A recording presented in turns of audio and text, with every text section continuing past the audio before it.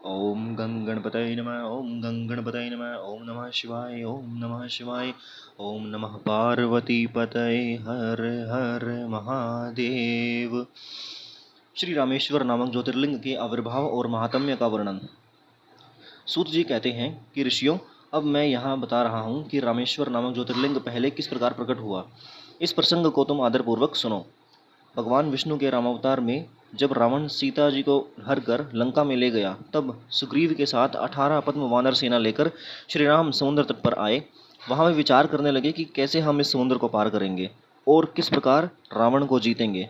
इतने में ही श्री राम को प्यास लगी और उन्होंने जल मांगा और वानर सेना मीठा जल लेकर वहां आई। श्री राम ने प्रसन्न होकर वह जल ले लिया।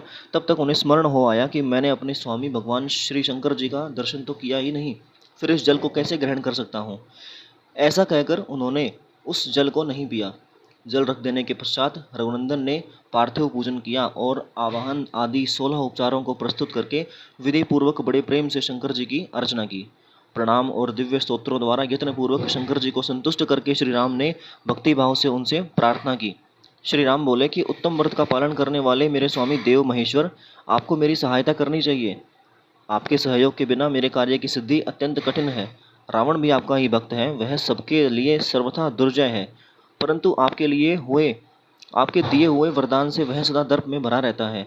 वह त्रिभुवन विजयी महावीर है। इधर मैं भी आपका ही दास हूँ, सर्वथा आपके अधीन रहने वाला हूँ।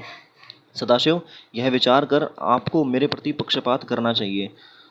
सूत जी कहते हैं कि इस प्रकार प्रार्थना और बारंबार नमस्कार करके उन्होंने उच्च स्वर से जय शंकर जय शिव, जय शंकर जय शिव इत्यादि का उद्घोष करते हुए शिव का स्तवन किया। फिर उनके मंत्र का जप और ध्यान में तत्पर हो गए। तत्पश्चात पुनः पूजन करके वे स्वामी के आगे नाचने लगे। उस समय उनका हृदय प्रेम से द्रवित हो रहा था। फिर उन्होंने शिव के संतोष के लिए गाल बजाकर अव्यक्त शब्द किया। उस समय भगवान शंकर उन पर बहुत प्रसन्न हुए और वे ज्योतिर्मय महेश्वर वामांग भूता पार्वती और पार्षद गणों के साथ शास्त्रोक्त निर्मल रूप धारण करके तत्काल वहां प्रकट हो गए। श्री राम की भक्ति से संतुष्ट चित्त होकर महेश्वर ने उनसे कहा कि श्री राम, तुम्हारा कल्याण हो, वर मांगो। उस समय उनका रूप देखकर वहां उपस्थित हुए सब लोग पवित्र हो गए। शिव धर्म परायण श्री राम जी ने स्वयं उनका पूजन किया। फिर भांति भांति की स्तुति और प्रणाम करके उन्होंने भगवान शिव से लंका में रावण के साथ होने वाले युद्ध में अपने लिए विजय की प्रार्थना की। तब राम भक्ति से प्रसन्न हुए महेश्वर ने कहा कि महाराज, तुम्हारी जय हो। भगवान शिव के दिए हुए विजय सूचक वर और युद्ध की आज्ञा को पाकर श्री राम ने नतमस्तक हो हाथ जोड़कर उनसे पुनः प्रार्थना की।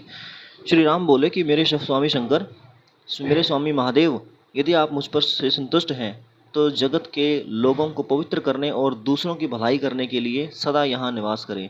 सूत जी कहते हैं कि श्री राम के ऐसा कहने पर भगवान शिव वहाँ ज्योतिर्लिंग के रूप में स्थित हो गए। तीनों लोकों में रामेश्वर के नाम से उनकी प्रसिद्धि हुई। उनके प्रभाव से ही अपार समुद्र को अनायास पार करके श्री राम ने रावण आदि राक्षसों का शीघ्र ही संहार किया और अपनी प्रिया सीता को प्राप्त कर लिया।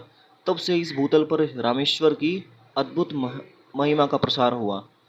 भगवान रामेश्वर सदा भोग और मोक्ष देने वाले और भक्तों की इच्छा पूर्ण करने वाले हैं। जो दिव्य गंगा जल से रामेश्वर शिव को भक्तिपूर्वक स्नान कराता है, वह जीवन मुक्त ही है।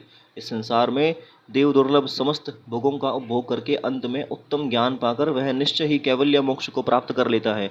इस प्रकार मैंने तुम लोगों से भगवान शिव के रामेश्वर नामक दिव्य ज्योतिर्लिंग का वर्णन किया, जो अपनी महिमा सुनने वालों को समस्त जो अपनी पापों का अपहरण करने वाला है। बोलो श्री शंकर भगवान की जय हो। नमः पार्वती पतये। हर हर महादेव।